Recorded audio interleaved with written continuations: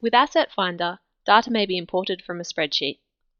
Rather than treating the entire spreadsheet as one asset, the CSV importer may be used to import each row of the spreadsheet as one asset.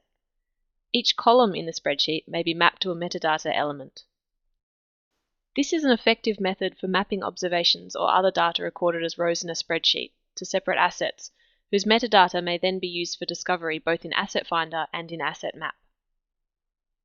Let's see how this is done.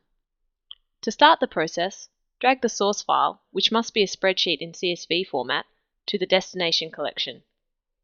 A menu is displayed to allow the importer to be chosen. Choose Generic to import the file as one asset. Choose CSV to import each row of the file as an asset.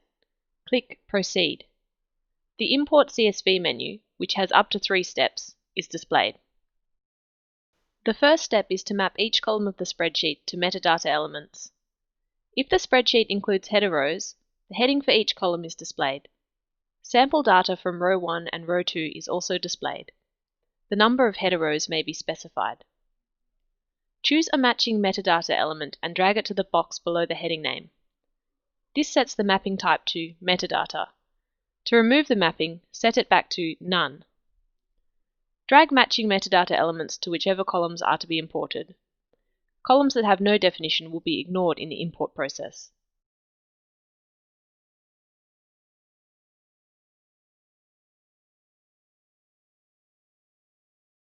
Geospatial data in the CSV file can also be mapped to a point geospatial shape. Coordinates may be specified as latitude or longitude using WGS84, or alternatively as northings or eastings using UTM. If UTM is used, the zone and hemispheres may be mapped from the CSV file, or may be specified directly in the Import CSV menu. In this instance, we'll choose latitude and longitude. If a mapping is a date, then its format can be specified.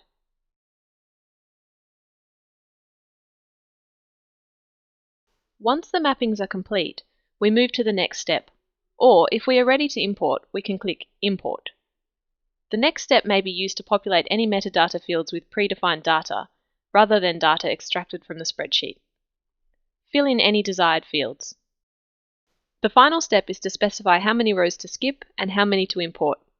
The default Infinity imports all rows.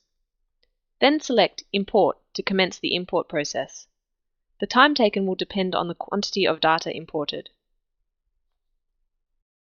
Here we can see the data imported.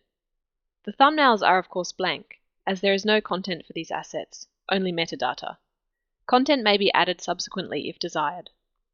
The metadata definition of each asset is assigned according to the defined mappings, including the geospatial data.